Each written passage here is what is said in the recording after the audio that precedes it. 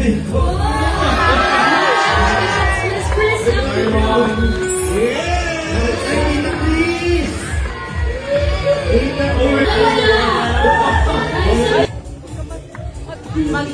ka sa future mother-in-law mo.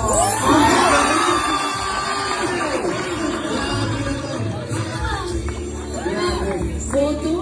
Grabe naman yung announce na. I love you. Ano na? Ang laki ng ginanda mo. Wow! Lalo pag malapitan mo, no? Kaya I think dahil may nagpapaganda sa'yo.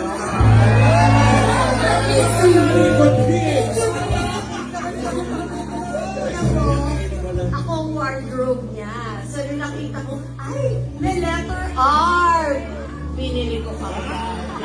Pero ako, alam ko kinalitan ni Bimbien eh. Ano hindi papadyak, mama? Guest host next time. Ano, Rubber Cats? Guess host na si mama next time.